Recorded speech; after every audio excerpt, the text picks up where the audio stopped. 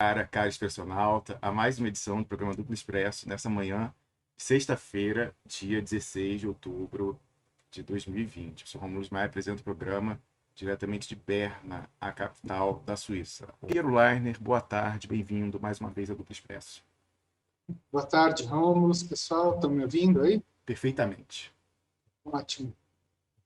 Estava assistindo aqui agora, não peguei desde o começo do programa, porque eu cheguei atrasado aqui, mas eu comecei a ver a parte que você estava comentando das coisas da Amazônia e tal, e, e a última aí, a história dessa notícia, que eu acho que é uma notícia mais uma, né, para reforçar toda a história, que, assim, nada é por acaso, né, Rômulo? Assim, tudo se encaixou em tão pouco tempo, né, da nova onda lavajatista do STF, né, assim, tsunami de novo, né, para quem dizia que estava morto, né, assim, sintomático, o Bolsonaro chega e fala, não, a Lava Jato morreu, porque não tem mais corrupção. Bom, pá, tipo, o cara preparou o terreno para os Levantou 9 a a 1, bola para levar uma cortada na cara.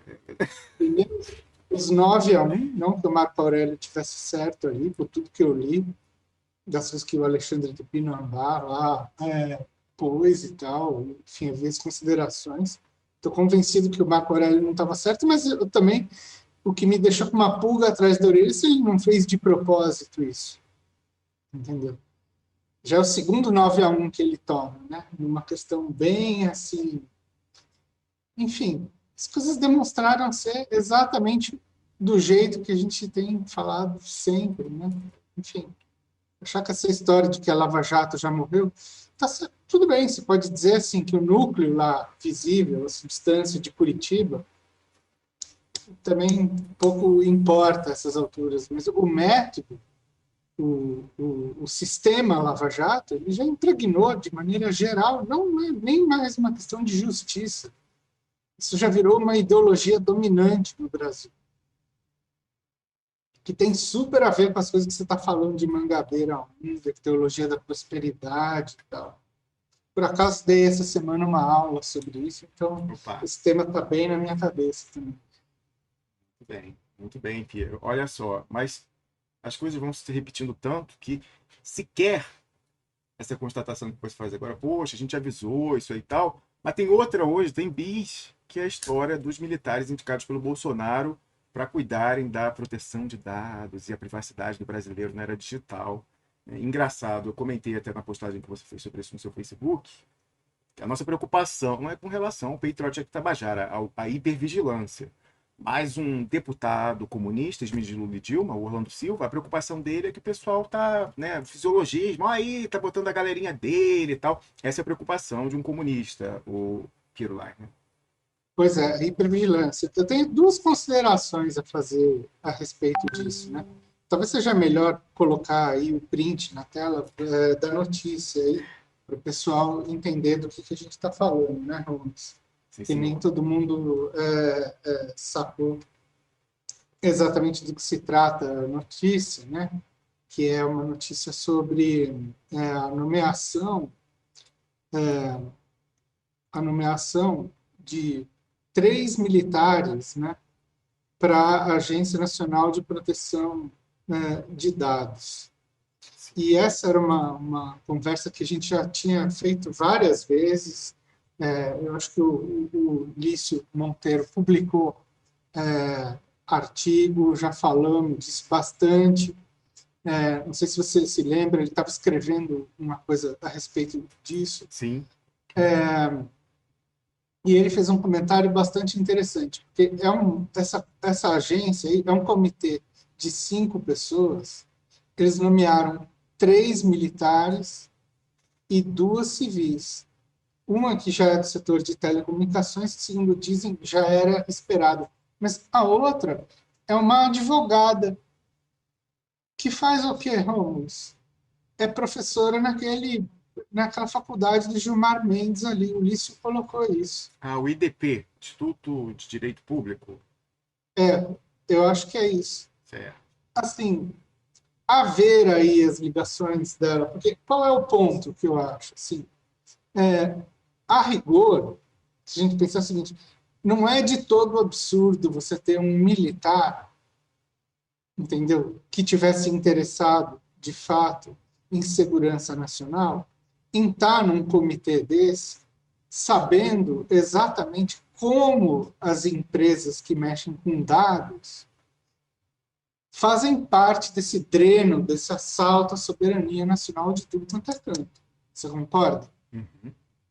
Ou seja, você tem alguém ali que está antenado para o problema da cibersegurança do país. O negócio não teria nada de mal. A questão é, esses militares que estão aí já estão em acordo com essas empresas que drenam os dados por fora, entendeu? Que já Evidente. fazem o caixa 2 de dado e manda todo ele lá para os Estados Unidos. Então, o que esses três estão fazendo lá? Eu suspeito que é o seguinte, essa agência, ela na real tem como, deve ter como um dos principais pontos é ser o polo regulador dos marcos legais desse negócio. E isso entra numa coisa que a gente estava falando faz tempo, que não é que os caras precisam estar na agência para poder espionar, porque isso eles já fazem. Eles precisam estar na agência para transformar essa espionagem em legal. Muito bem. Esse Exatamente. que é o negócio. A lei de anistia dessa vez bem antes, né, Piero? Exatamente, para estabelecer o marco jurídico do negócio. Então, esse é que é o ponto. Eles botam três pessoas ali para garantir o voto, provavelmente, sei lá eu, caso surja, e está inteirado no meio dessa discussão para fazer a legislação correr a favor deles. Eles sabem muito bem que o principal problema, olha só, tem texto, Romulus, de 2009, se não me engano, quando os caras começam a falar de ameaça híbrida no exército, não estou falando de guerra híbrida, não. Texto do general Pinto e Silva, que é o que mais escreve sobre guerra híbrida lá no DefesaNet. Uhum. Tem texto dele que está lá na revista da ECM, Escola de Comando do Exército, se não me engano, onde ele está ali, muito taxativo. Ele diz que é o seguinte: o grande problema para a atuação dos militares no Brasil hoje é o problema legal, porque a gente tem que ter uma legislação que flexibilize a nossa ação aqui. Tá certo, ele estava pensando em GLO, mas você entendeu? Agora a coisa se expandiu num nível tal que eles estão pensando em todos os setores, Claro. não só na GLO, mas em tudo que abarca esse plano que eles estão chamando do plano da segurança nacional, que é um plano, enfim, de gerência total do Estado, né? Aquela história lá do reboot, que a gente já falava faz um tempão. Certo. Então, assim, eu acho que, de fato, aqui a gente está assistindo em todas essas coisas, quer dizer, esses assuntos todos se encaixam de alguma maneira, né? Sim. Quando você está falando do STF e tal. De novo, a volta da tal da sinergia, entendeu? Ou seja, do que a gente tem de um plano de que essas corporações aqui, cada uma numa função, uma como cérebro, outra como braço, seja como for, e por incrível que pareça, me parece que os militares viraram cérebro e os juízes viraram o braço, né? Estabelecendo a regulação do mundo social, que deveria ser política, agora é da turma desses concursados aí. A gente sabe que de concurso, meritocracia, empreendedorismo, etc. e tal, tem muito pouco, né? Veja as publicações daquele Ricardo Costa de Oliveira, ele mostra como são corporações familiares. Isso é quase tudo é linhagem, Quer dizer, entendeu? passar em concurso pode ser uma atribuição genética, Piero. Passa de pai para filho. Não, você exclui essa hipótese? Não sei. Eu já Vamos pegar o passei. Thompson Flores. O Thompson Flores está desde o império da justocracia. Mas, assim, Eu eu só posso supor, se não é viciado o mecanismo de acesso, então passa de pai para filho no código genético, a habilidade de aderir à justocracia. Porque começa lá no império, né, sei lá, tataravô dele, que foi ali do judiciário do Rio Grande, aí nessa condição chega à presidência do Estado, como era conhecido o governo do Estado naquela altura. Aí tem um vovô dele, que foi ministro do STF, nomeado pelo Costa e Silva. Tem outras pessoas aí tem um tio que é prefeito biônico, tem um, sei lá, tio, tataravô, que é o comandante da última missão lá em que acaba com Canudos, né? Aí você vê a sinergia, né? O exército e tal. Aí você tem esse sujeito que está lá, né, no TRF4, mas já ambiciona ir para o STF e tal. Então, ou a coisa é viciada, Piero, assim, muito coincidente. Ali, aquela história que eles já falam que a estatística no Brasil não funciona, né? Então, assim, realmente o raio cai várias vezes no mesmo lugar, ou então passa pela carga genética, Piero, a habilidade de entrar Eu em acho que concurso. não. Os concursos eu acho que nem tanto, mas existe uma coisa que é a seguinte: é a vantagem do ponto de largada. Você está entendendo? Porque, assim, eu tenho certeza que se lá pelos 14, 15 anos o meu filho resolver ser antropólogo, ele vai ter vantagem no ponto Ah, é de verdade. largada. Porque tem livro aqui, porque Claro. tem discussão, porque ele ouve isso Ah, todo santo dia, sim. etc. e tal. Ele pode passar num concurso estudando sem a menor ajuda de ninguém. Uhum. Agora, depois, vamos dizer assim, o circuito, quando entra dentro da carreira, aí sim eu acredito que tem uma facilitação geral. No nosso caso acadêmico, não, porque não tem mais circuito, né? Desde muito tempo atrás, desde Dilma Rousseff, a gente é imóvel, a gente entra num lugar e vai estar engessado nesse lugar até o fim da vida, não existe mais transferência. Não sei se você sabe disso, né? Não, não sabia, não. É assim no sistema universitário. Eu, por exemplo, eu sou professor aqui no FSCar, né? Se eu decido, por acaso, ir para o FRJ e peço uma transferência de vaga para lá, eu vou com um ônus, eu volto para a estaca zero da carreira. Entendeu? É. Isso não existe mais, essa possibilidade, enfim. Que eu acho que foi uma medida, em parte, certa, né, que eles fizeram pelo seguinte, porque era óbvio que estava acontecendo muito concurso no Norte e no Nordeste, a maior parte das pessoas eram formadas no Sul, e elas usavam aquilo como trampolim Claro. para tentar depois uma transferência. E não rola, agora você fica aí mesmo, vai desenvolver aí a universidade. Quando eu vim para São Carlos não tinha nada, eram 2 antropólogos no departamento de ciências sociais que só tinha economista. É, mas, enfim, era um deserto isso aqui. E era assim que eram a coisa dos concursos. Mas, enfim, nesse caso, né, o que a gente vê. No caso militar, propriamente dito, é mais complicado ainda. Por quê? Hoje em dia, acho que para o sujeito seguir carreira, se não me engano, ele tem que ir para a escola militar, por exemplo, a do Exército é SpaceX, né, lá em Campinas. Entra super cedo, com 14 anos, 15 lá, entendeu? Faz lá o que é o ensino médio, você está entendendo? Então, assim, já é uma carreira ultra dirigida. Quem é que vai para o SpaceX? Quem, quem tem condições de ser mandado, você está entendendo? Da cidade em que mora, para a família e tal, para ir fazer uma escola em Campinas. Aí, assim, você vai vendo as estatísticas, as últimas eu não sei, e elas são meio difíceis de conseguir, mas a taxa de endogamia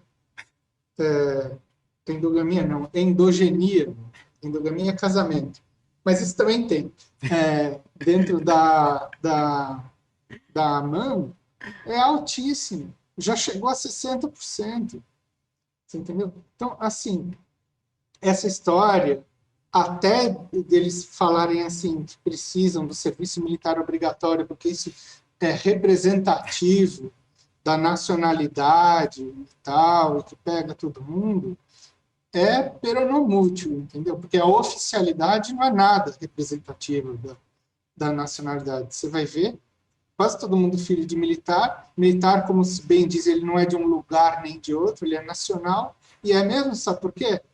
Porque o sujeito sai da AMAN, ele passa a vida inteira morando num negócio que chama PNR, Próprio Nacional Residencial. Ou, assim, quando está em cidade muito grande, corre o risco de pagar um aluguel num lugar. Mas ele está muito longe de viver a vida dele como um paisano.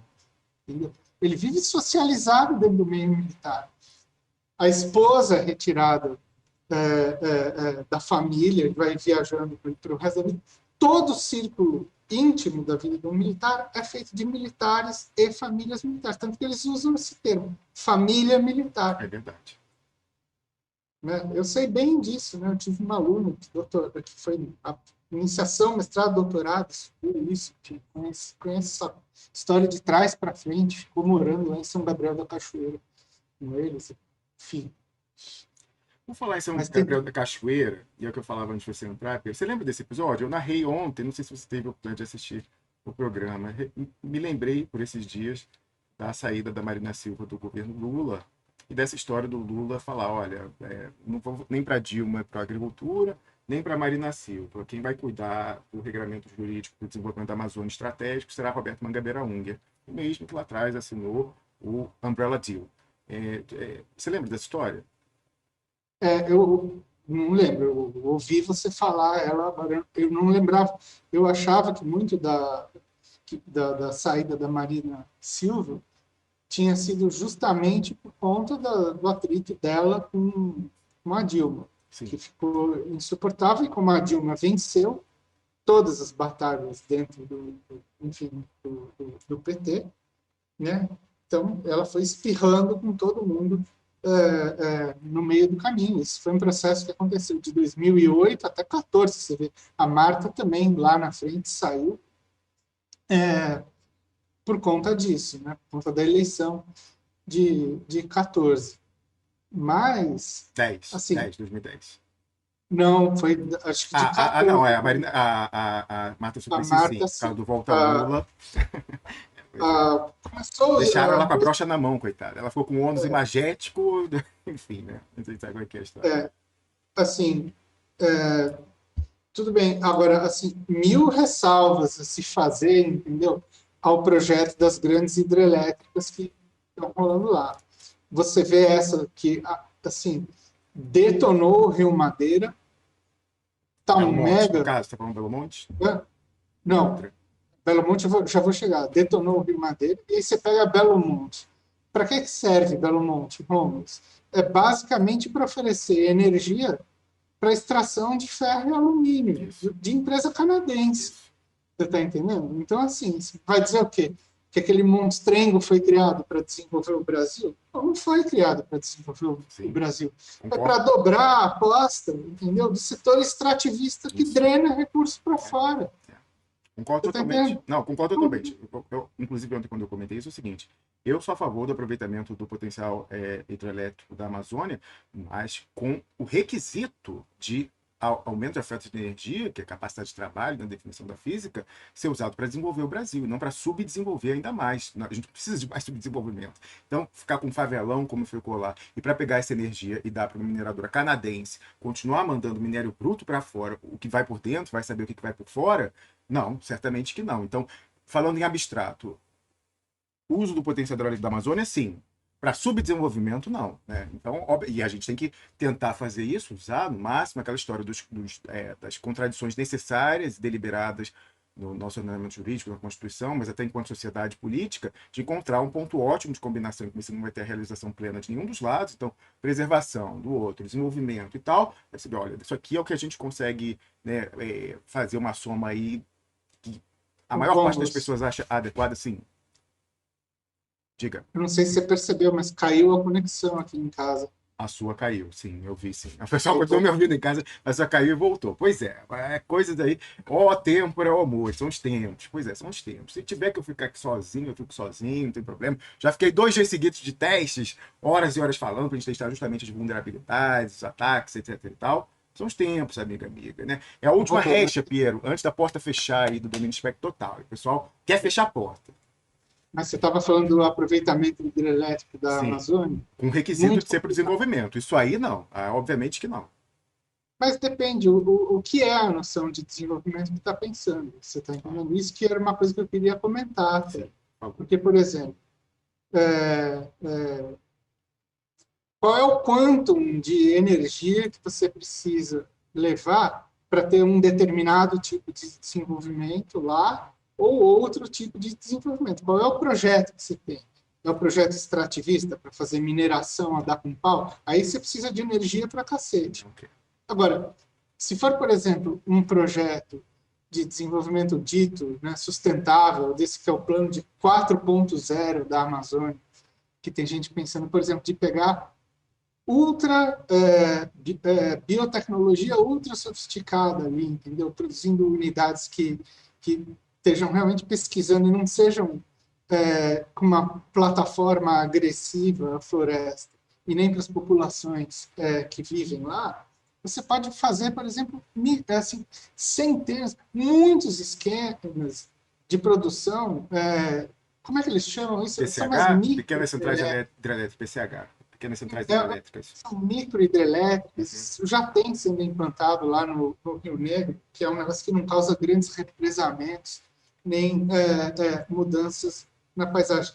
Só para você ver, olha que dado interessante esse, que minha mulher viu numa palestra de um professor, de um geógrafo, né, no Instituto de Estudos Avançados da USP, a averiguar. Né? Mas, para você ver, o rendimento, né, de soja ou gado por hectare por ano, o dado que ele deu é esse, é de US$ 604 por ano. Tá? O de açaí é US$ 12,4 mil por ano. É óbvio, se você produzir 1 milhão de hectares de açaí, é óbvio que o preço dele vai cair. O problema é o seguinte, junto com a produção do açaí, você tem mais 300 outras coisas que podem ocorrer num hectare de floresta. Você está entendendo? Coisa que não acontece se é só para enfiar gado ou soja ali, entendeu? Monocultura. Feito para quê? É mercado de volume, de extração, entendeu? Tudo bem, é importante, é claro que é importante. Baratear o preço da comida é a garantia número um de subsistência da força de trabalho dentro do capitalismo. Isso é absolutamente imprescindível. Mas É, não é de- isso, ô Piero. A soja nossa é para alimentar a vaca europeia e chinesa, não é para alimentar a população brasileira. Exato, é para ração, é um negócio completamente estapafúrdio, entendeu? Então, assim, e, e essa piração, entendeu, da elite nacional, onde ela se.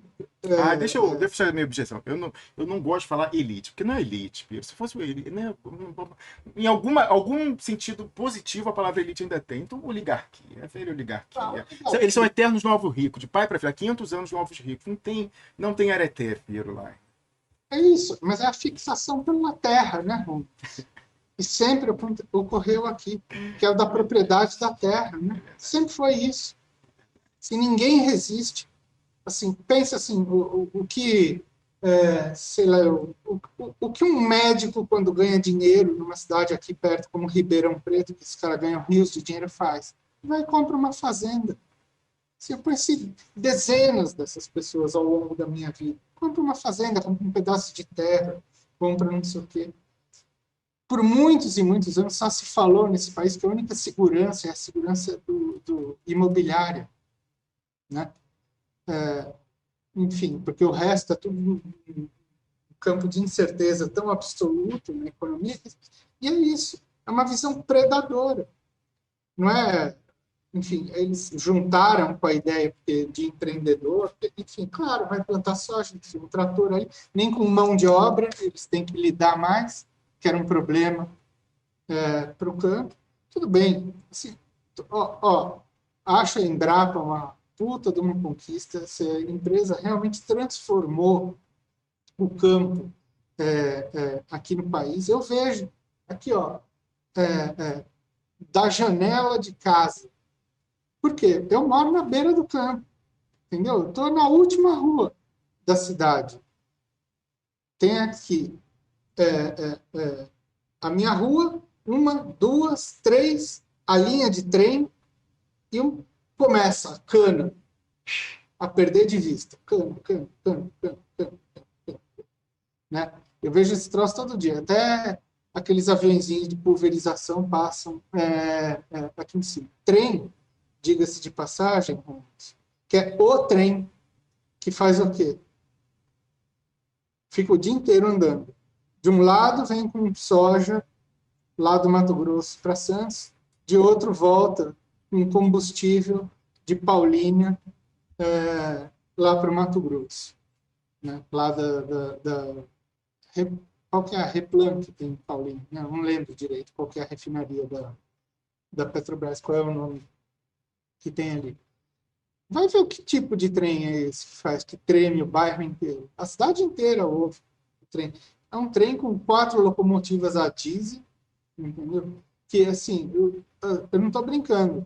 Se eu andar de bicicleta do lado do trilho, eu vou mais rápido do que ele. Tá bom, tá perto da cidade, ele tem que diminuir um pouco a velocidade. Mas eu vejo, assim, quando você vai de carro, sei lá, daqui para Araraquara, que você corre do lado do trilho, você vê, ele é lento, lento, acho que 60 por hora é a velocidade máxima dele. Você estava falando do escoamento da soja por hidrovia, barbaridade. O rio hoje só serve para 2 coisas, entendeu? Que é drenar a água dele para irrigar para a soja e para jogar esgoto desse pessoal.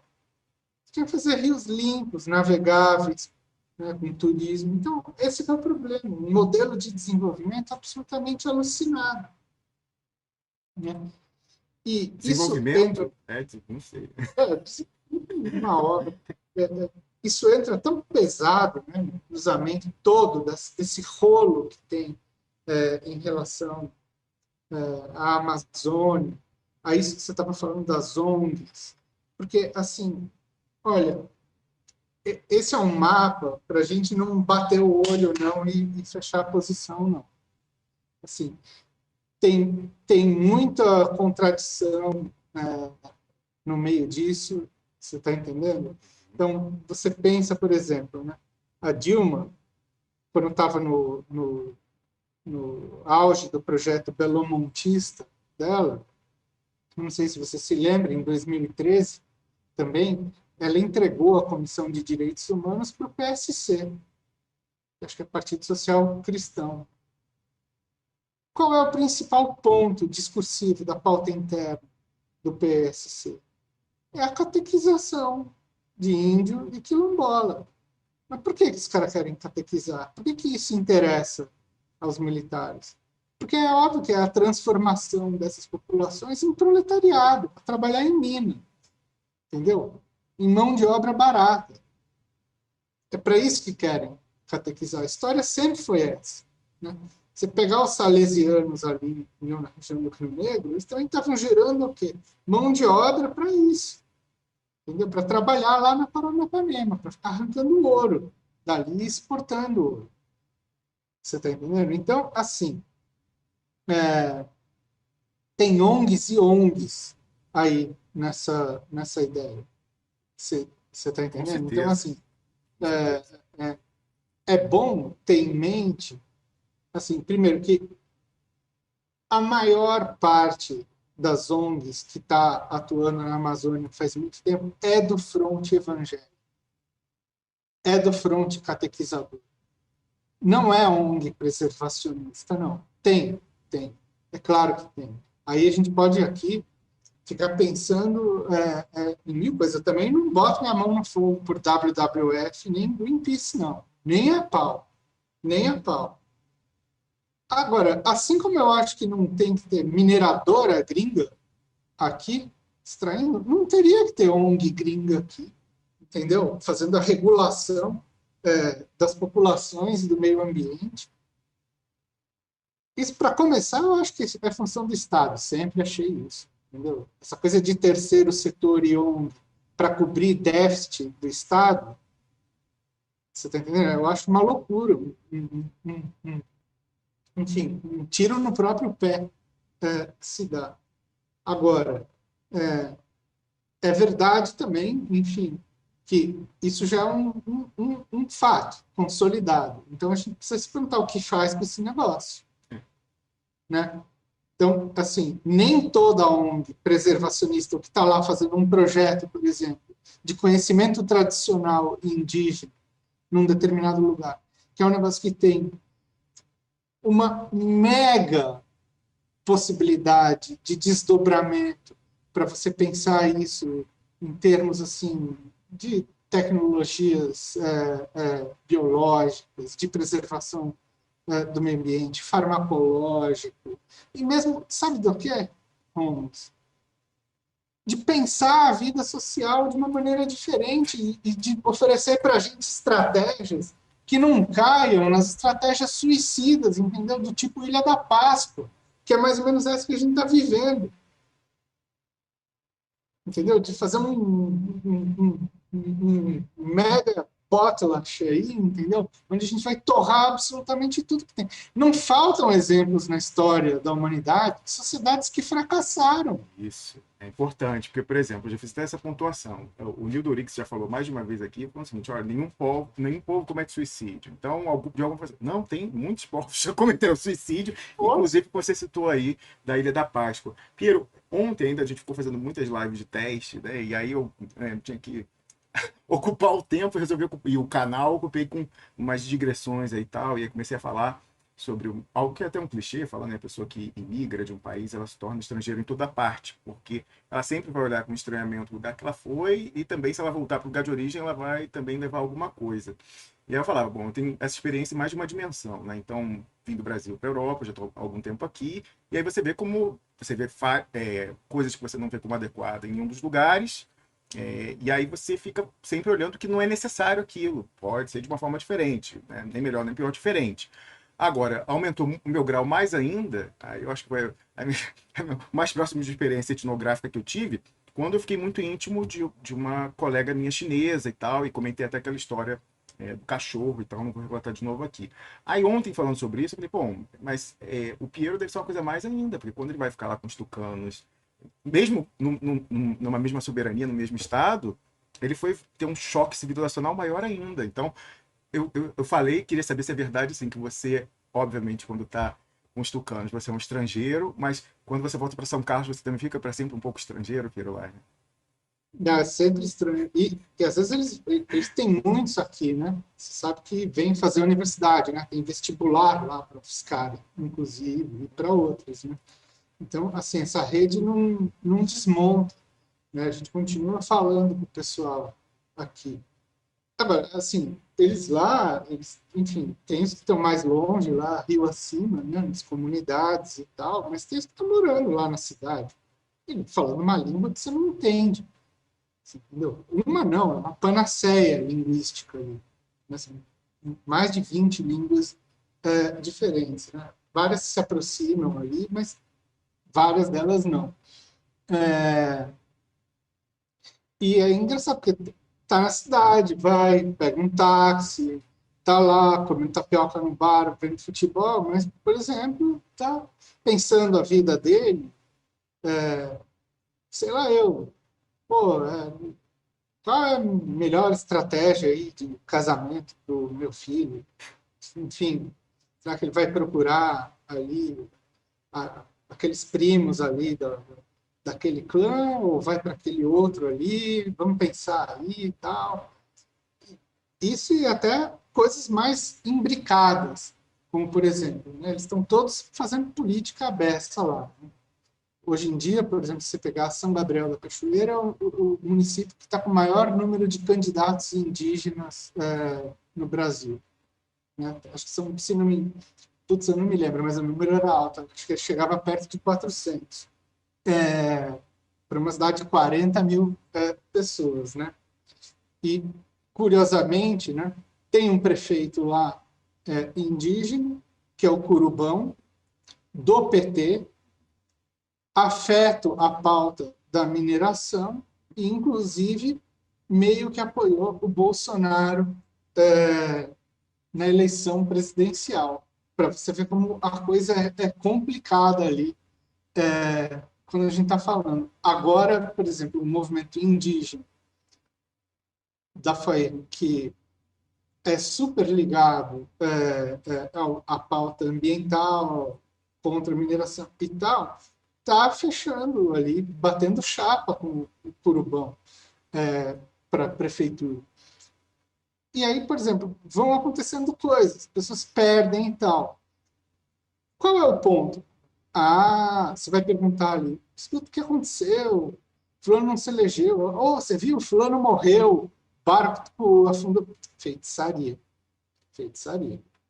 Tem outra explicação. Não. Feitiçaria. Não tem essa. Entendeu? Você está passando ali na rua, sei lá, cai um galho de uma palmeira na sua cabeça, você morre, é feitiçaria. Não tem. Um monte de gente, ele tem 1000 acusações de feitiçaria rolando. E você vê cenas malucas, entendeu? Por exemplo, sei lá, uma vez por mês, por exemplo, muitos Yanomami vão lá para São Gabriel, né? Sobretudo para sacar o benefício, né? Do Bolsa Família, aposentadoria, fazer compra, levar remédio, tal. Os caras vêm por varadouro, né? A pé, no meio do mato, tal. Chegam lá, tem lá as casas indígenas da FUNAI, tal, mas não cabe todo mundo. Eles acampam. Onde? No Bradesco, ali, no pátio, que fica, pelo menos assim, era em 2013, quando eu estava lá. Então, você olha para uma cidade, que é uma cidade, enfim, moderna, mas parece que você está no cenário maia, lá daquele filme do Apocalipto. Você está entendendo? Assim, assim, um monte de etnia ali, uma não se pica muito com a outra, entendeu? Os caras falando umas línguas incompreensíveis, muito difícil. E aí você vê, por exemplo, aspectos da urbanização ali, enfim, a rua do clã tal.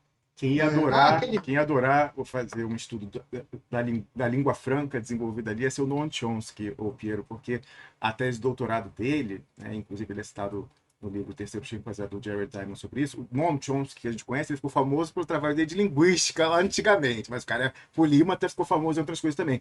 Mas a novidade que ele trouxe para a ciência foi o seguinte, ele identificou que as regras de sintaxe em todos os ambientes em que você tinha essa diferença cultural, linguística importante e que você desenvolvia uma língua franca, mínima, eram universais. E aí ele falou, olha, a linguagem, os mecanismos de sintaxe são universais da espécie humana e são um mecanismo de switch on, switch off. Então, embora tudo seja diferente, a raiz e tal, mas a sintaxe básica para a gente se entender, se eu encontrar uma pessoa totalmente do outro lado, vai ser igual em qualquer lugar. Ele olhou como campo de estudo o Havaí, onde você tinha imigrantes japoneses, não sei o que tal. Aí ele olhou também a língua dos baleeiros noruegueses com os russos e sei lá mais onde e tal, e viu isso. Então o Chomsky ia vibrar vendo aí os indígenas das diferentes etnias desenvolvendo essa língua franca cuja sintaxe é universal. Não tem língua franca lá, não. Língua franca lá é português, né? Opa! Nesse caso, mas olha, tem um cara, que é um outro sujeito, que está contestando a coisa do Chomsky. Ele fez coisa na Unicamp, eu agora esqueci, acho que o nome dele é Everett qualquer coisa. Mas ele encontrou um grupo, que agora eu não estou... não sei se é o Zarara, eu não lembro qual grupo, é aqui. Mas ele falou, ó, esses aqui não tem. Bateu o chão e falou, ó, achamos que está errado. Aqui não tem. Aqui é a exceção que vai desmontar com toda essa regra que não, você mas tem que ser uma área de várias culturas com uma língua franca. Se ele pegou uma cultura só, não desmonta. Eu acho que ele tem o argumento do porquê desmonta. Tá uma Eu vou ler polêmica. depois, que eu acho super interessante. Ele publicou esse negócio aí recentemente, inclusive, assim, e os meus professores que, enfim, foram para essas áreas aí, agora eu não vou lembrar quais sim. Eu já não lembro. Disseram assim, não, até o que ele está falando rola mesmo. Tem um professor da USP, que é um professor excelente, que ele é super especialista em parentesco, etnologia, ele foi formado na linguística. O cara atestou, falou, realmente tem esse problema aí. com a teoria do Chomsky nesse negócio aí. Mas, enfim. Esse pessoal pós-moderno quer estragar tudo. Olha só, deixa eu te perguntar uma coisa, Pedro, que era ainda sobre essa questão, que era o seguinte. Na cadeira aí, em Ciências Sociais, Antropologia 1, Antropologia 2 e tal, o pessoal ensina um método para a gente se despir do nosso etnocentrismo? Tem método disso? Ou é vocação? O que sempre dizem é o seguinte, né? Esse aqui é o problema. Etnografia, que é o nosso método, você não consegue ensinar como fazer. Cada um faz um jeito. Então, a gente lê lá o grande manual dos manuais, negócio lá, que é o Malinowski, né, que foi forçado a fazer etnografia, porque abandonaram ele lá nas Ilhas Trobriand durante a Primeira Guerra Mundial. E aí, assim, ele revolucionou o negócio, porque ele se ligou, seguinte, que ele não estava mais lá como aqueles caras que eram chamados antropólogos de varanda, né, que iam junto com os administradores coloniais, né, e ficavam na varanda da casa do administrador colonial, e tinha fila de nativos respondendo a pergunta, coisa. O Malinowski fez um let it roll, entendeu? Vamos observar aí durante um tempo no qual você aprende a língua e vive como se fosse um deles, entendeu? Esse era o ponto, é você chegar a um ponto em que você não tem mais alternativa. Claro, muita água rolou depois disso, né? E a gente já não existe mais tanto essa condição possível até de você viver entre pessoas que estão isoladas e tal. Claro que é desejável que você aprenda a outra língua, falar em nativez aí, seja ele qual for.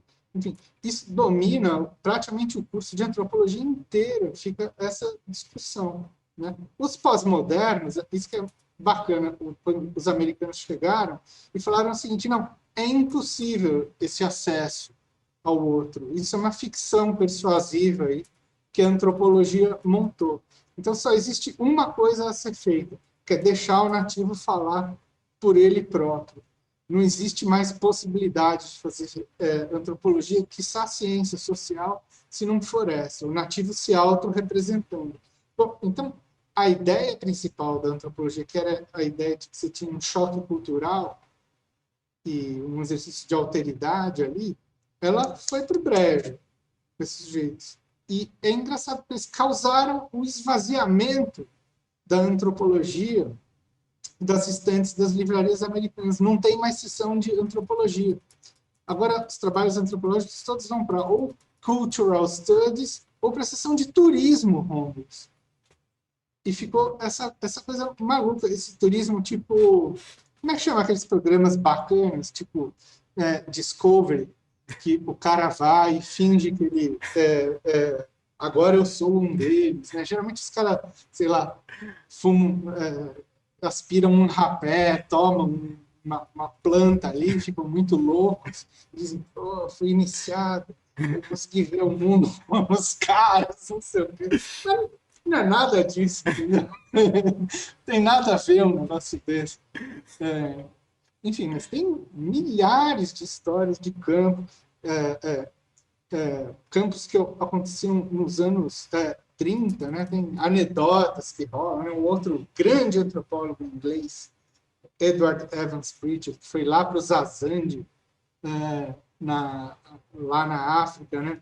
Fez um tempão de campo.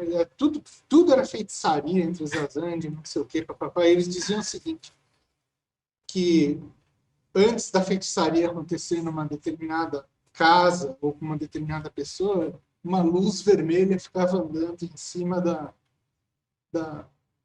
da casa dessa pessoa e o Evans Pritchard falou, isso é loucura, é claro que não pode existir bruxaria do jeito que esses caras estão falando. Mas um dia ele estava sentado na varanda dele e viu uma luzinha vermelha passando em cima do negócio. Se picou dali, não ficou para ver o que aconteceu. Pero que lazai, né? Pois esse é o problema. Olha, aliás, eu recomendo que todo mundo veja, aliás, faço referência a isso, né? Aquele filme a chave mestra, né, em inglês, Skeleton Key, porque é um filme blockbuster aí de terror, já tem o quê? Deve ter quase 20 anos esse filme, uns 15 anos pelo menos, mas bom, você falar que tem reviravolta em algum medida é um spoiler, mas vale a pena, porque assim, a reviravolta final, pelo menos para mim, me surpreendeu, e é raro um filme me surpreender na trama, e é útil a ferramenta anti-analítica quando a gente transplanta isso para a história do voodoo judicial, que é aquela história, voodoo, se acreditar, pega, né? Aí não tem jeito, pega mesmo. E aí quando você vê a história aí, né, de ontem, aí, do dinheiro, STF e tal, mais uma vez parece que o voodoo judicial vai pegar. Ô, Piero, a gente estava antes falando... Por favor. Deixa eu só fechar com uma coisa, para o pessoal não achar que a gente está falando de exotismo. Eu estava dizendo o seguinte, né?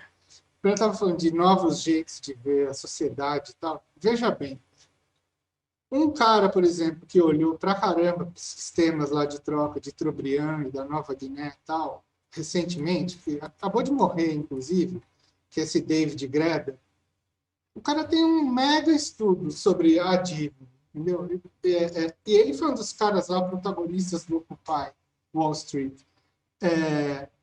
Esse cara tem uma coisa que está agora entrando dentro da economia pesado. Ou seja, o que acontece? Às vezes, olhando para a Trobriand, a gente tem soluções interessantes para pensar nos impasses do nosso mundo. E o que a gente está discutindo aqui? Exatamente.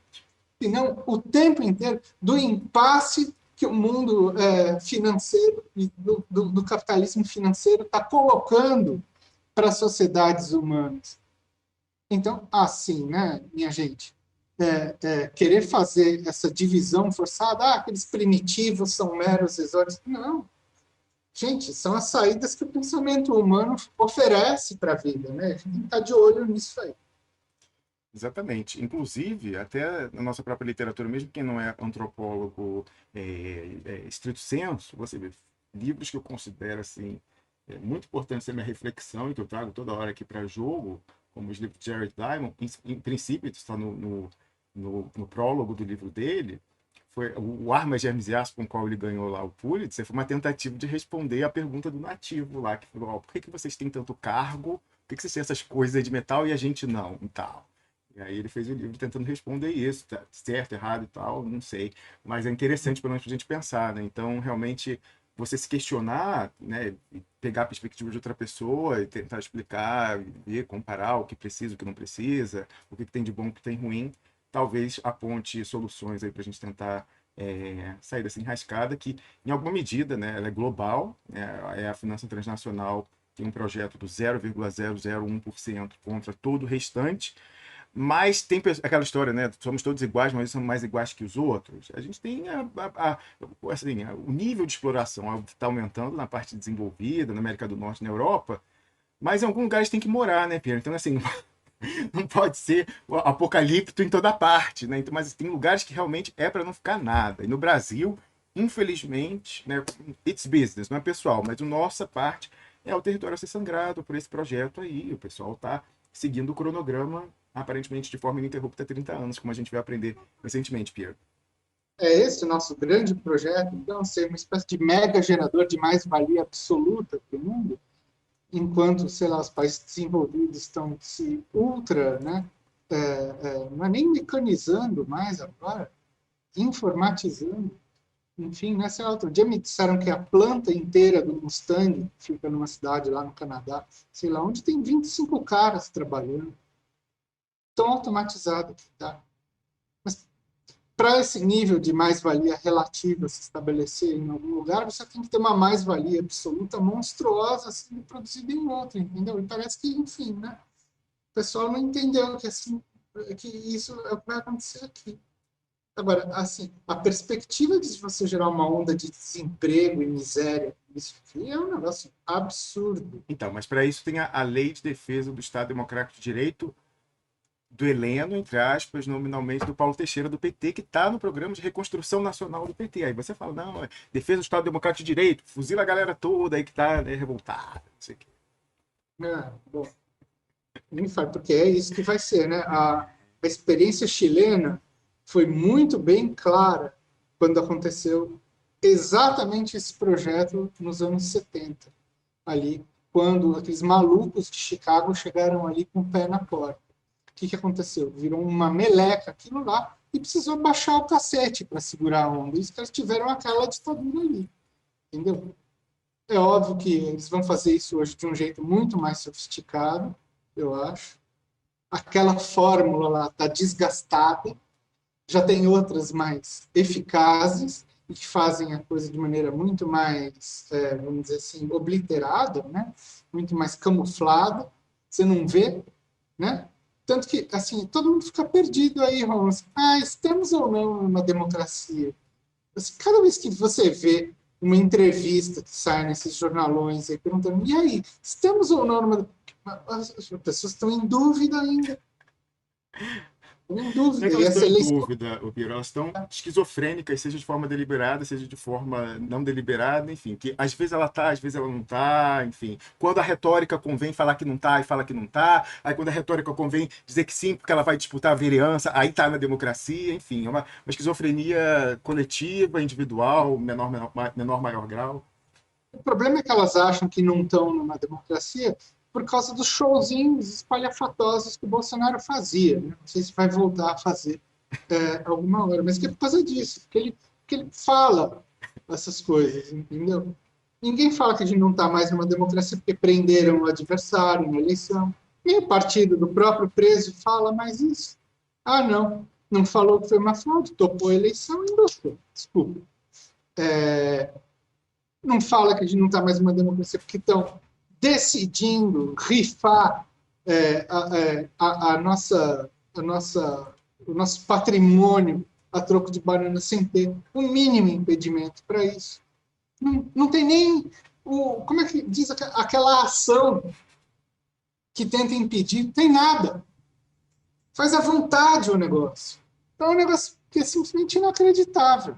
E as eleições, entre aspas, né, totalmente reguladas. Né? Agora, quando a gente está vendo esse negócio todo da urna, escancarou. Quem vai auditar? Você viu quem vai auditar? O Exército. Pois é, pois é. É incrível. Inclusive, o pessoal aí dos recortes está organizando é, as falas que a gente colocou na emissão de teste da quarta-feira e de ontem, e mais vão interpolar com a fala do Protógenes de Queiroz a Mariana Godoy de 2017, para colocar um recorte específico sobre essa questão aí. Eu acho que é importante, né? Uma consolidação dessas informações de algumas leis universais que não são seguidas no Brasil, seja as leis da estatística, seja a própria lei do que seria a segurança digital. E eu acho interessante, eles vão colocar também a fala do Ronaldo Lemos, que é articulista mainstream, ele é professor da Universidade do Estado do Rio de Janeiro, meu alma mater, ele é articulista da Folha de São Paulo, é colunista da Globo News. E ele vai falar, olha, segurança no Brasil não é mágico, a gente fala de mágica, é feitiçaria. Não tem, assim, em princípio, as leis da estatística deveriam funcionar no Brasil. A gente sabe que não é bem assim, né? A Mega Sena do Brasil, ela sorteio na Suprema Corte do Brasil também é um desafio à estatística. O que mais aí, né? A votação no Senado, a gente viu que o KCM fez. Vai ver que, você não sabia disso. Sabia que o Antônio Carlos Magalhães era pai de santo? Vai ver que ele vai ter alguma coisa ali para ver aquela história lá da fraude do Senado, no painel de votação eletrônica do Senado. E a gente vê aí também uma esquisitice. Então, a lei da segurança digital que fala, olha, código aberto. Aliás, o Ronaldo Lemos fala isso, olha, quanto mais aberto, transparente, mais seguro, né? Que é um pouco contra-intuitivo. A gente fala, olha, a urna precisa ser segura, ninguém pode saber como ela funciona. Não, ao contrário. Se todo mundo puder auditar, o pessoal aí do TI, a homenagem aos nossos amigos que nos colocaram no ar hoje, quanto mais aberto for, mais a gente sabe que não tem ali um deltazinho, que a gente tinha lá atrás no Brizola, um deltazinho, ó, a cada 10 votos dele, você tira e joga para o outro e tal. Aí que a gente tem essa segurança. Até lá. Aliás, uma pessoa, né, falou na terça-feira para mim, Rômulo Maia, queria que você entrasse na política. Olha, eu considero que eu já estou na política, né?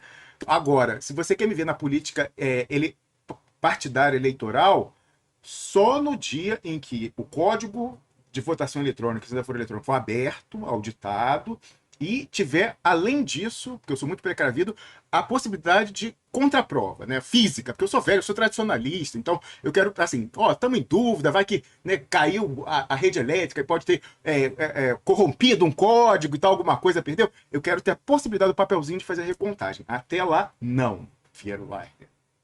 ainda vai precisar rolar muita água, né, Ramos, para isso acontecer. Eu diria que isso aí é só o fim da linha dos problemas para você se candidatar. Enfim, não teria nem partido, né, para começar. Pois é, do que quer que valha isso hoje, porque a gente viu que partidos se sucederam aí no poder, mas o Umbrella Deal segue inalterado. Então também é relativo essa coisa. Aí, veja que interessante, Piero, sobre essa questão da urna. O pessoal tem reagido sobre isso, né? E aí, cadê aqui, aqui eu tinha separado o nosso amigo Zaidan, que colocou que ele resolveu pegar ontem a fala, um recortezinho que fizeram do Protógenes falando isso, né? Que é aquela coisa que o pessoal se choca. Olha que interessante essa experiência, Piero. Ó. Aqui o Luiz Henrique Zaidan colocou o seguinte, ó, Rômulo Maia, comecei a questionar como um teste. Ó, e aí até para o pessoal da informática, um teste de penetração aí, teste da inteligência artificial. Ó. Então, assim, comecei a questionar como um teste nas páginas dos políticos que a urna é fraudada. E com a entrevista do Protógenes Queiroz a Mariana Godoy em 2017, veiculada na TV aberta brasileira. Em todas as páginas começaram a ter defesas da urna e a sua lisura, mas por pessoas suspeitas, pois a resposta já vinha com algum artigo técnico de página que se quer abrir, pois receio ser vírus. Muito bem, olha. Eu fui atender um telefonema aqui e clonaram meu celular, na Suíça. Na Suíça. Ó, acho que o Facebook dos deputados está sob forte vigilância dos militares, pois usaram o link do TSE e a sua fajuta explicação. Que fique de alerta, faça você também o teste. Abraço. Olha, que coisa, né? Eu vou depois fazer. Eu comentei o seguinte, ó, compartilhei isso aqui mais cedo e queria reforçar aqui que brevemente teremos um condensado aí de todas as informações relevantes para reflexão, no mínimo, e questionamento saudável, né, sobre essa mágica que é vendida primeiro pela Rosa Weber. Ó, sensacional. Rosa Weber, assim, né, vai das Ó, indicações, ó, diga. que se pense muito bem numa coisa. A estratégia do Bolsonaro de ter feito esse sequestro de pauta foi a coisa mais hábil que esses caras fizeram. Por quê? Porque não impossibilitou a crítica vir de quem ela teria que vir. É verdade. Agora vamos ver, enfim, que depois dessa estabilização dele, se ele vai falar de urna fraudada nos próximos dias aí. Pois é, incrível, né? Coitado do Brizola, né? Mais um desgosto para ele. O Brizola, que era o campeão disso, agora vê a pauta. Assim, o combate à Globo foi roubado do Brizola, pelo Bolsonaro. Enfim, né? Uma coisa incrível, incrível isso. Olha, Aí. esse é um... Diga. Pode falar. Não, Não, fala tudo. Tudo. Se você pegar, olha, até num plano internacional, até ia comentar isso depois. Você vê esses QAnon, sabe? Essa seita maluca que tem lá nos Estados Unidos, que se escreve QAnon, que agora todo mundo está falando, né? Eles roubaram a pauta também da coisa do Deep State, de ser direcionado pela máquina Clinton. Então, eles que falam isso lá. Eu assim, porra, tem condição, esses caras chegaram mais rápido em tudo. É incrível isso. E acaba ficando estigmatizado se é parte justamente da tática que esse pessoal emprega. E por falar em outros paradoxos, Piero, sobre essa questão aí também, né, falando do Umbrella Deal, o esquema de Daniel Dantas e Dario Messi, um aluno seu aí, o Matheus, olha só, ele tirou uma foto de uma Folha Universal, aí, da Igreja Universal, né, distribuído em todo o Brasil. Ele comentou o seguinte, Rômulo, se liga, a Folha Universal, jornal que o pessoal da Universal sai distribuindo nas casas do bairro, toca no assunto de Dario Messer e Banestado. Já faz mais do que a grande parte da esquerda. Não é grande parte, é toda, né? Fora do Expresso, é toda, o Matheus. Você foi assim generoso. Ele falou assim: ó, o Nildorix lembra sempre da importância da crítica. A direita é quem critica a Globo, aí justamente convergindo com o que a gente falava ainda agora. Aí eu comentei o seguinte: não é novidade. Ele falou: ó, isso sequer é novidade. Durante a Operação Satyagraha, a Folha Universal distribuiu milhões de jornais Brasil afora defendendo o Protógenes Queiroz dos ataques que sofria do esquema de Daniel Dantas e Dario Messer. Eu já vi vídeo dele, quando ele estava na Câmara Federal como deputado, agradecendo que foi um veículo isolado que fez isso. Mas, pô, qual é a motivação do Bispo Macedo em agora encampar a exposição do esquema Dario Messer, que era o mesmo esquema lá atrás? Talvez porque pegue em cheio a Rede Globo. Talvez seja por aí, não, Pedro? Olha, é muito provável. Não duvido nada. Mas, de outro lado, eles neutralizam completamente o discurso. De novo, de quem deveria estar pegando isso e fazendo, assumindo essa bandeira agora. Porque eles próprios não vão fazer nada. Porque eles já têm o controle da máquina judiciária que poderia fazer alguma coisa. Aliás, esse dado é absolutamente interessante para uma outra hora, uma outra discussão, né, de ver como a IURD está aos poucos substituindo a IURD e outros pentecostais estão substituindo a estratégia da eleição por uma estratégia de penetração nesses setores do Estado que não são setores que vêm do voto, mas vêm do concurso, para voltar de novo aquele assunto. Um amigo meu que estuda isso aí, ele viu claramente ali essa diretriz dos caras falando assim, olha, o voto ainda é muito importante, mas eles entenderam que eles estavam muito fortes no executivo e no legislativo, que eles precisariam ter uma atuação mais forte dentro do judiciário. E isso se espelha onde? Nos Estados Unidos, claro, onde eles aparelharam, né, o Departamento de Justiça inteiro lá. Então, assim, nada é muito por acaso aí. Não, não é nada por acaso. Olha só como as coisas acabam voltando, fechando o ciclo, né? A gente falou aí da juristocracia, né? Uma perna, a perna mais visível do processo que se dá no Brasil e né, a sua subordinação ao comando que vem de fora. A gente falou, inclusive, incidentalmente, eu puxei o exemplo do Thompson Flores, né? Que era, por muito tempo, presidiu o TRF4 e agora está naquela turma que fica julgando os recursos da Lava Jato curitibana. Não é todo mundo que precisa temer. Não é todo mundo da esquerda que precisa temer a Justiça Federal e até aquela turma ali do TRF4 que mandou o Lula para cadeia ilegalmente. Veja você, né? Uma coisa interessante. E eu tenho alguns defeitos. Um defeito meu é ter memória, né? E o outro meu é buscar que a lógica ainda se aplique às coisas, raciocínio silogístico. Veja você, uma das pessoas que falava de silogismo na faculdade era o Barroso, justamente, o Luiz Roberto Barroso, que hoje preside a Justiça Eleitoral e ficou chofem lá, lançou o perfil da Justiça Eleitoral no TikTok, né? Pois é, então. Aí veja você que coisa curiosa, né? Quem não precisa temer o Gebran, sabe o Gebran, aquele parceirão do Moro e tal, quem não precisa temer ele é o Paulo Pimenta. O Paulo Pimenta lá, o nosso exportador de arroz e tal, lá, ou não, né? Ou não, da Tríplice Fronteira. Tá aqui, ó, saiu ontem no Conjuro, e foi alertado para isso por Alessandro Keller. Ele marcou e falou o seguinte, deu uma risada, né? E falou: olha, eu tô marcando vocês aí, tantos outros pressionautas, porque a notícia que saiu no Conjur, consultor jurídico, né? A abreviatura de consultor jurídico, que, segundo relatos que eu ouvi, seria uma das pernas midiáticas daquilo que o Paulo Henrique Amorim, saudoso, chamava de sistema Dantas de comunicação. E aí saiu, então, algumas horas atrás, a seguinte manchete: trancado, inquérito policial contra Paulo Pimenta.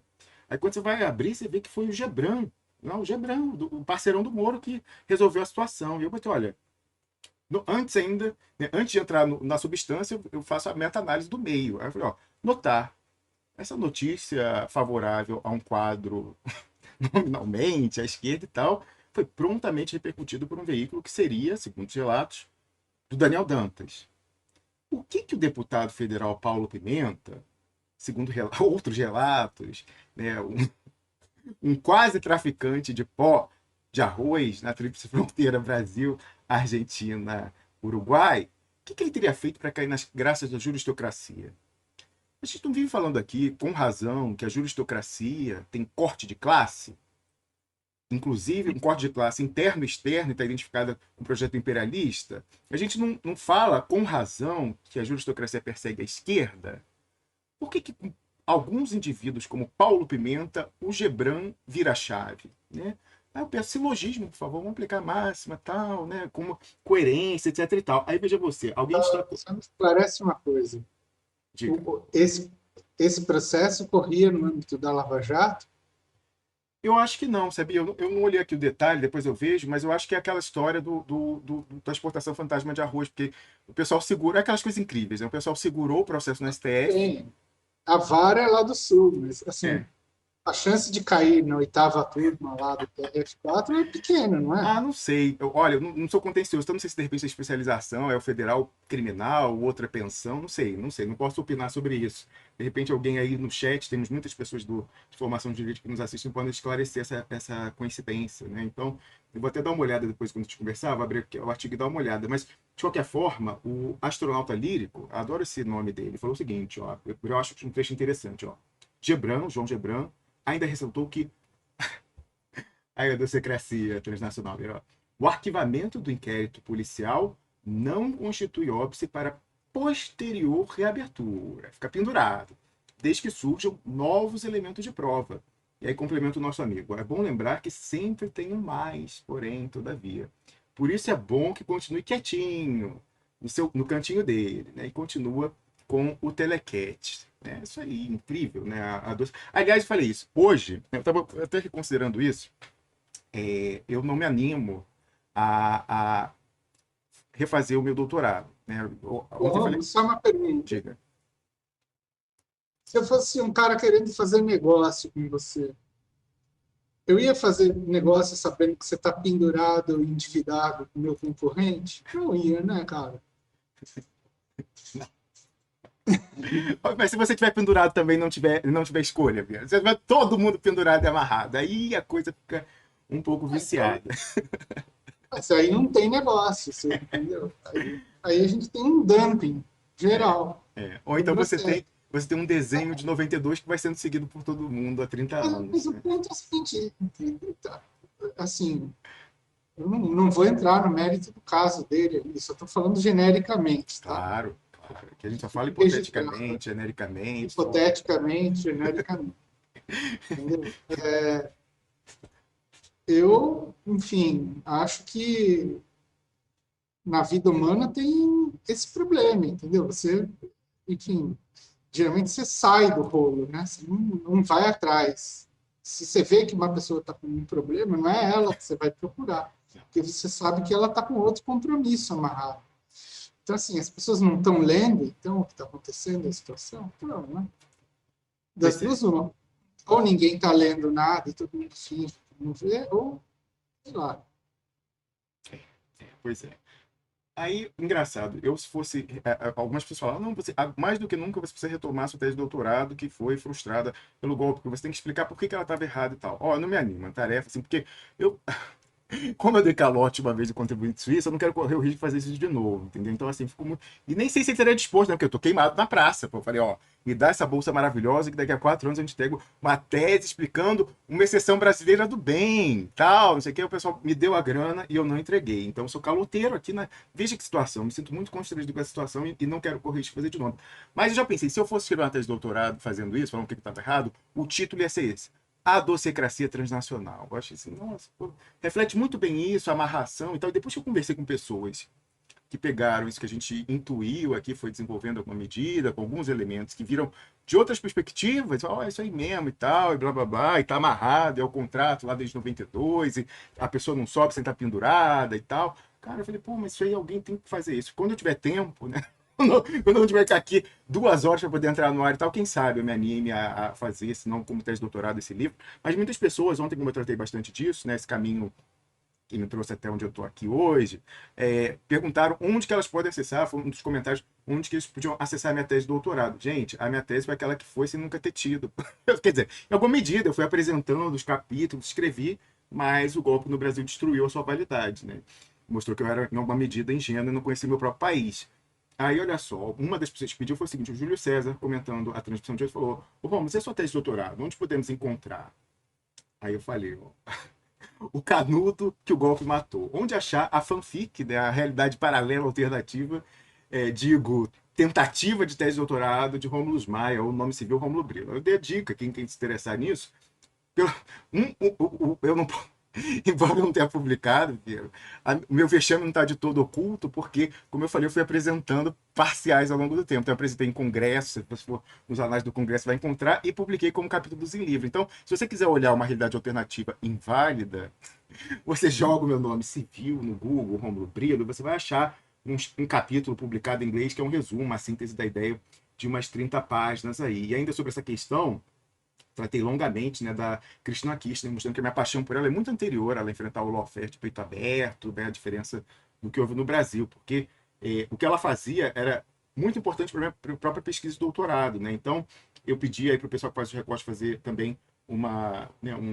seleção dessa parte em que a gente tratou do caso argentino, do que havia de diferença e de semelhança no Brasil, e também pedi aqui para eles falarem da questão da urna eletrônica com protótipos. Então, já, como eu falei, vai vir isso daí, mas eu queria fazer até uma justiça, porque outra pessoa que eu citei, de exceções, foi a ex-deputada pelo PT, fundadora do PT, deputada constituinte estadual em Minas Gerais, depois deputada federal durante, acho que 2 ou 3 mandatos, foi deputada federal pelo PT de Minas Gerais durante todo o mandato de Fernando Henrique Cardoso, que é a Sandra Starling. Inclusive, eu queria reiterar o convite que eu fiz ontem, de se ela puder vir, porque eu tenho interesse não só na pesquisa, né, a qual eu dediquei tanta atenção e tempo aí atrás, ela foi fundamental porque às vezes tem essas zebras, né? Mais uma homenagem à zebrinha do banner, porque ela sozinha, ela barrou a aprovação de tratados que eu qualifico como a versão século XX e XXI do tratado colonial, né? do pacto colonial, com os tratados bilaterais de investimento. E aí eu conversei com pessoas que participaram disso aí e falaram, olha, ela leu a parada e ela era formada em direito e tal, e ela foi e falou, não, gente, não pode, isso aqui foi batendo de porta em porta.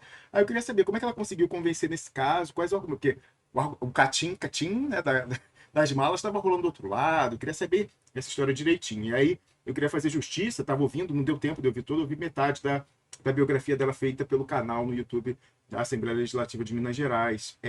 Botei uma recomendação, a trajetória da ex-deputada Sandra Starling, que barrou sozinha a aprovação de tratados neocoloniais lesivos ao Brasil durante o governo FHC, como relatado na nossa transmissão de ontem. Né? Eu acho que é interessante isso porque você vê... Estava falando ontem, né? Eu vou pensando nas coisas enquanto, às vezes, eu estou transmitindo ao vivo. Cara, essa coisa do Umbrella Deal, né? Que a gente faz essa confusão da coisa. Quem que assinou, na qualidade de chanceler, negociou, pelo menos, os primeiros tratados desde que foram celebrados ainda no governo Fernando Henrique Cardoso? Itamar Franco. Quando o Fernando Henrique sai da chancelaria e vai para o Ministério da Fazenda para se criar para a presidência. O futuramente ativo e altivo Celso Amorim. E aí veja que contradição. Lá no Itamar Franco, ele negocia esse tipo de tratado lesivo. O Amorim? Celso Amorim. Foi Celso Laffer? Não, Celso Amorim, ele foi chanceler do Itamar Franco. Celso Amorim. Ele negociou esses tratados no governo Itamar Franco, sucedendo Fernando Henrique Cardoso como chanceler de Itamar Franco. Aí veja você, que coisa louca. Eu estava relatando aqui, que é um caso assim, inusitado do ponto de vista constitucional.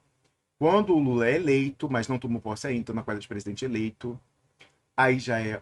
essa que eu acho que é a variável. O embaixador Samuel Pinheiro Guimarães, que é um ferrenho crítico desde sempre desse tipo de tratado, e ali, né, entra como se fosse uma chapa, né? O Celso Amorim na chancelaria, o embaixador Samuel Pinheiro Guimarães como lá a pessoa responsável pelo Itamaraty e tal, mas influenciando em alguma medida a coisa. E durante o governo Fernando Henrique Cardoso, o embaixador Samuel Pinheiro Guimarães tinha sido o autor intelectual da campanha de cancelamento da ALCA, tal. Aí pegou a CNBP, colheu a assinatura e tal. E a ALCA traria isso. A ALCA traria uma mesma disciplina dessa história para todo o hemisfério. Ali ele já tinha entrado nessa história. E aí, veja, o Lula, na qualidade de presidente eleito, já com a indicação que Celso Amorim seria o chanceler, mas aí agora já com o embaixador Samuel do lado, manda uma mensagem para Fernando Henrique Cardoso, nos 2 últimos meses de mandato dele, novembro e dezembro de 2002, para ele pegar esses tratados que estavam no parlamento para serem aprovados ou não e pedir de volta para a Casa Civil. Então, recuar nisso. Aí você vê, a pessoa que negociou no Itamar depois participa do pessoal que fala, não, isso aí não interessa e tal, alguns anos depois. É uma coisa inusitada. Aí você vê, a Sandra Starling é do PT, né? Então ela foi fundada, mas saiu também, rompida, em 2010, porque falou, olha, teve uma daquelas coisas, para fechar a aliança que ia apoiar a Dilma em 2010, o Diretório Nacional fez uma intervenção no local, aquelas coisas passar por cima, que nem fizeram já no Rio de Janeiro e tal, aí ela acabou saindo, mas me interessou muito, eu queria o registro, saber como que funciona isso, como é que ela conseguiu convencer a barrar essa coisa, até esperar o Lula ser eleito e mandar a mensagem para o Fernando Henrique retirar isso de lá, né? Muito interessante. Agora eu queria trazer uma coisa, olha, isso faltou eu comentar na coisa de ontem. Falei, o Brasil sempre foi essa exceção, todo mundo queria entender, mas que era proibido falar, isso era o teor revolucionário da minha tese, que não ia ser publicada em português na UERJ, na USP, ia ser publicada na Meca do Direito Internacional Econômico em inglês, para tentar, né, fazer uma guerrilha contra a doutrina majoritária falsa, fake. Aí veja você, outra coisa que derrubou a minha tese também, eu ia ter que fazer uma atualização em um capítulo falando, ó, isso aqui que eu falei era até 2012, agora mudou um pouco. Porque quem que começou a fazer tratado bilateral de investimento no Brasil? Dilma Rousseff. Dilma Rousseff, ela começou a fazer, falou, não, mas o nosso é diferente e tal, mas aí mudou até, mas eu já estava, né, enfim, aí a premissa principal, que era que o Brasil tinha estabilidade política, institucional, já tinha ido pro buraco, isso era o de menos, né, o que no vulgar, o que é um peido para quem tá cagado. Mas enfim, até isso você vê essa confusão aí do Umbrella Deal e tal, e Mangabeira Unger passando em todas, lá 92, Lula, Dilma e depois agora a prefação dele do Ciro Gomes. Né? Ele está em todas, efetivamente, esse homem de múltiplos chapéus. E para concluir, chamar nossos amigos internacionais, Piero, o Vior está aí à espera, e o Pepe Escobar também, eu já vou mandar o link para eles. Eu achei muito interessante algo, né? Eu falo o seguinte, eu não sou comunista, né? Eu sei que Marx é indispensável para compreender o capitalismo, a crítica, tem o ceticismo que eu considero saudável com relação à prescrição, né? É, mas, assim, tem toda aquela questão dos meus viés de origem social aí que o pessoal fala, é pequeno burguês, carola e tal, não sei o quê. Mas olha que interessante, né? Eu sempre me surpreendo, porque eu não conheço. O que eu sei de Marx é o que o pessoal me dava ali no ciclo básico de ciências na PUC. Veja você, na PUC, Rio, em economia, o pessoal, leu, né, lá a parte que ele fala de religião, lê algumas coisas ali do Capital, um capítulo ou outro e tal.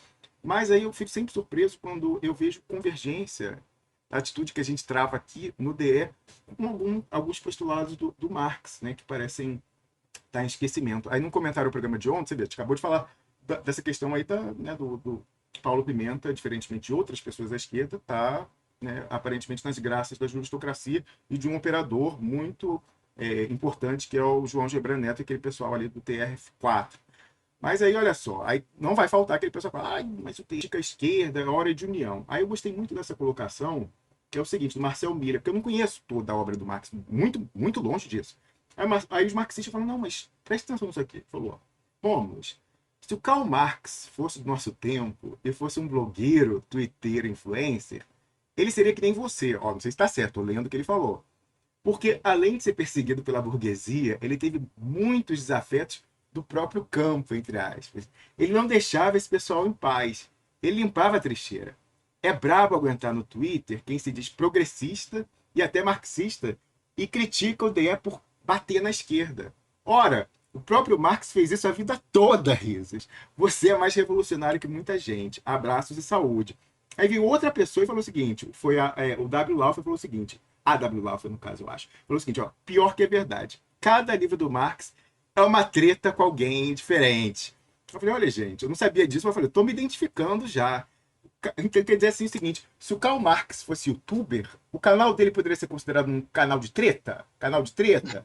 Porque eu falei, ó, tem um certo operador aí, do Daniel Dantas, que ainda nessa semana usou essa expressão canal de treta como uma qualificação pejorativa. Falou, aqui não é canal de treta. E dizendo que aquele que ele operava não era. Então, será que esse é um outro ponto, talvez, que entrega a verdadeira filiação? Não sei, eu acho interessante essas questões e estou cada vez mais identificado. Inclusive, uma coisa que eu falei aqui outro dia, o pessoal conhece aqui, eu falo, ó, aqui nessa comunidade que a gente está constituindo, você vê, se a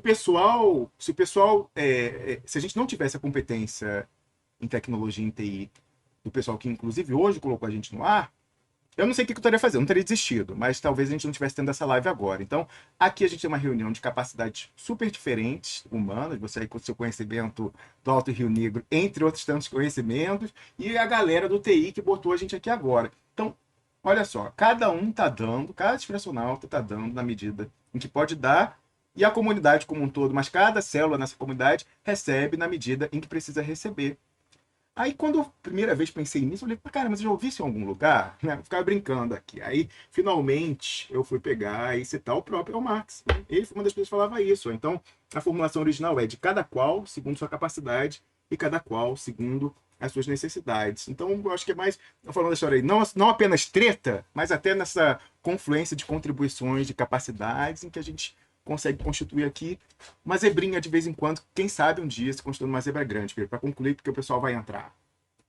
Eu acho que tem uma coisa interessante sobre isso, que eu ontem estava ouvindo uma colega num podcast, a Letícia Cesarino, que entende pacas, dessa coisa de mídias e tal. Ela é dessa área de Science and Technology Studies, STS, né? E ela estava discutindo justamente esse QAnon e as teorias da conspiração americanas. E acusam muito o DE de teoria da conspiração, né? Mas tem uma diferença muito, muito, muito, muito grande, porque aqui é a teoria de conspiração, não a respeito de conspirações, não da conspiração. E existe uma outra coisa que é essencial para entender essa dinâmica. Aquelas teorias da conspiração, elas só vão soltando pequenos fragmentos para obrigar as pessoas a avançar em camadas. É como o game, entendeu? Porque tudo começou com essa história do game lá que você colocou, do Boulos jogando videogame. Eu fiquei assim, Teve muita gente, tem que ser justo, muita gente defendendo, falou, não, mas...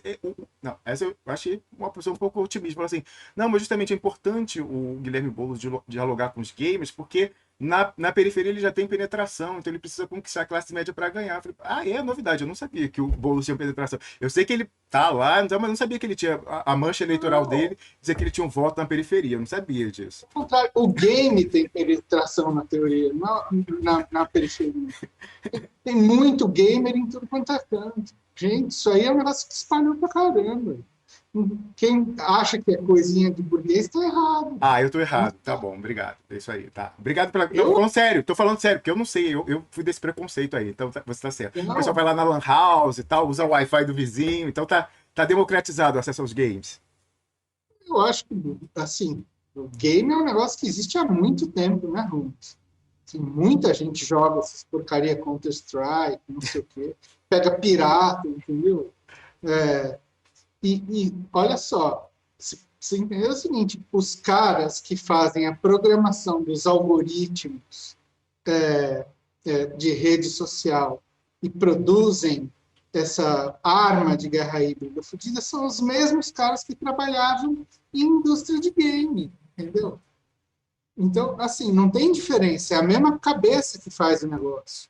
Então, a estrutura do game é muito parecida com a estrutura de rede social. Então, assim, eu não menosprezaria por completo essa coisa. Agora, como estratégia do Bozo, não adianta, você não cai de paraquedas e acha que está abafando no negócio. Ele precisaria, sei lá, tá há meses dentro da comunidade gamer, há anos, entendeu? Para ter alguma penetração nisso. Não adianta, entendeu? É como eu realmente chegar numa rodinha de samba, entendeu? E querer discutir a Portela em 1978. Eu não sei, entendeu? É inverossímil.